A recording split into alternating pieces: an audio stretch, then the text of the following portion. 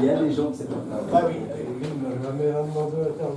Je vais vous raconter une histoire qui m'a été, comme on dit en français, susurrée par Albert Poulain au début des années 70.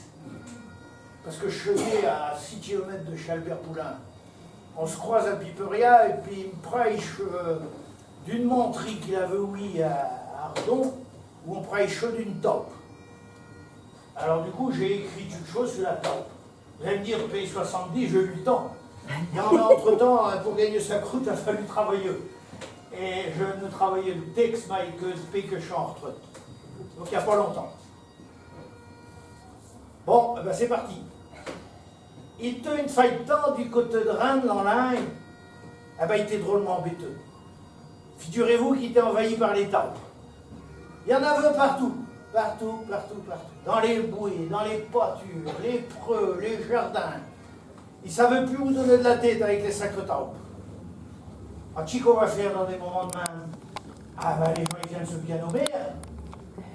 Ah ben non, mais du côté de Rennes, dans l'Ain, il faut savoir que tous ceux qui sont dans le conseil municipal, tu sais que vous avez là-dedans des professeurs, des toubibs, des vétos, des pharmaciens, des notaires.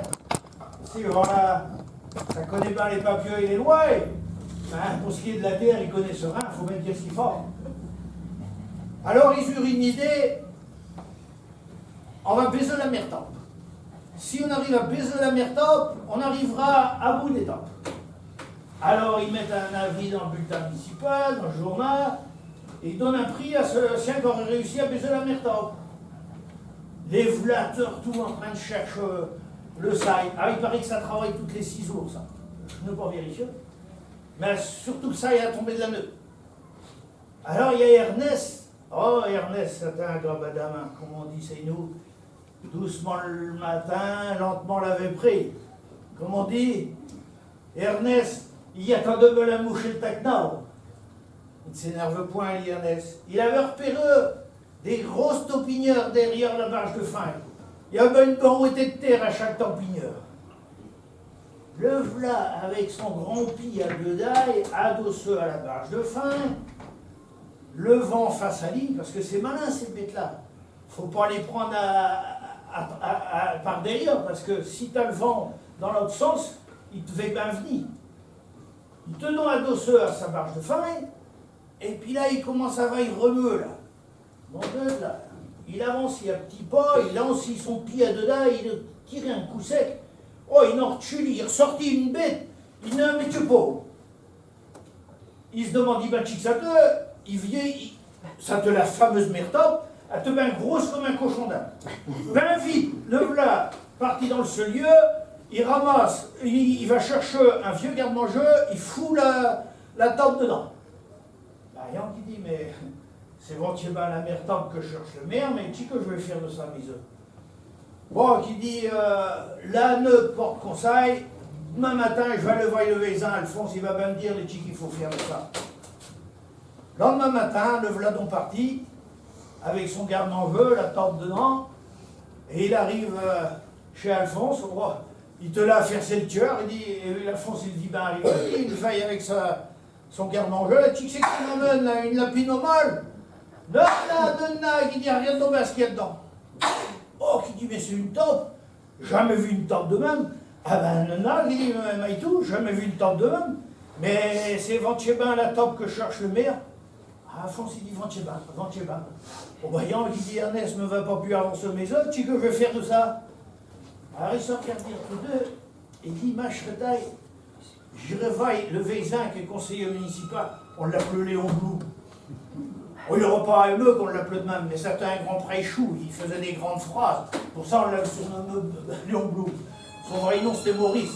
Il n'aura pas aimé qu'on l'appelle Léon Blou. Ah, ben qu'il dit Ernest, c'est une bonne idée que tu as ce là. Je vais aller le voir de fait près, et puis, oh, il va pas être content de se menchuer avec la sacre taupe. Ben, yon. Bon, alors là, Ernest est pour son aller, mais enfin, attends qu'il va baiser le volet. C'est pas comme à ce tour, on n'a pas le temps de faire des coups, dans ce temps-là, on prend le temps de vivre. Là, je vais près. Là, mon Ernest parti avec son garde-manger et sa taupe dedans, descend chez Léon Blum, donc Maurice, il ne te point là.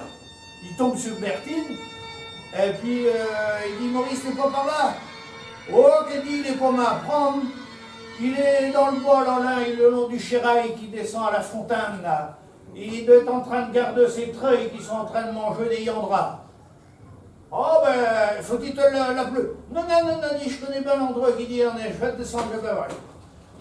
Tout en descendant, effectivement, il veille bien le Maurice qui te appuie sur sa canne, la cassiette baissée sur les yeux, faisait un monsieur Murian, et les treuils qui étaient en train de roucher ce qu'il y avait dit en drap là.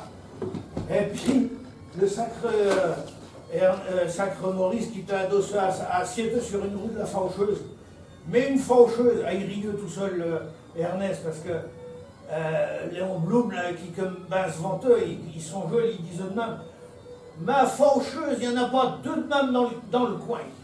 Une demi-heure après que les bœufs étaient arrêtés, la lame de faucheuse tourne quoi. Ça te huile, hein, qui disent, ça te une dolée. Il dit, je ne veux pas lui prêcher de sa faucheuse, il va croire que je me foutis. Mais, vous savez, dans ces temps-là, on dit on bonjour Tchéka, bonjouri. À mon avis, c'est une invention, ça, parce que ça te que pour la noblesse, parce que dans la campagne, on ne fait plus malin que ça. On dit le point bonjour, on attaque souvent sur le temps qu'il faisait, et surtout sur ce qu'il était en train de faire.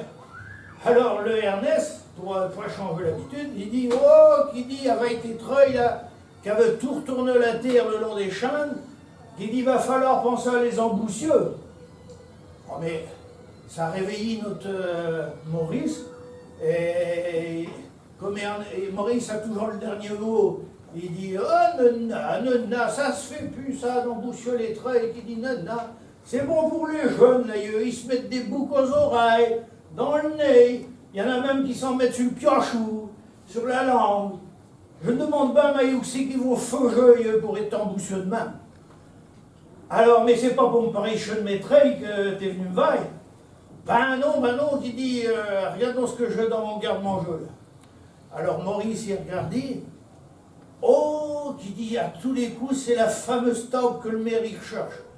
Ben, je crois bien, qui dit Ernest. Ah, ben là, tout de suite, ça leur chomit, le Maurice. Il commençait à remettre sa casquette tout droite, se mettre ben drôle tout, les pouces derrière les bretelles de même, et il dit, vailles-tu, Ernest, on a un maire moderne, là, il va y arriver, lui, à supprimer les temples. Il va y arriver. Ben, qui dit, mais s'il va y arriver, mais tu j'en fais de la table. Ah ben, qui dit Maurice, ça tombe bien, à ça, on a une réunion du conseil municipal. Si tu veux venir, si tu veux, je prends la table. Ernest ben débarrassé, il dit, t'as qu'à la prendre. Ah ben, le saille, réunion du conseil municipal, et plein de Maurice ben fier, avec son garde-manger et sa table. Ah ben, premier sujet à l'ordre du jour, ben, ça te la table.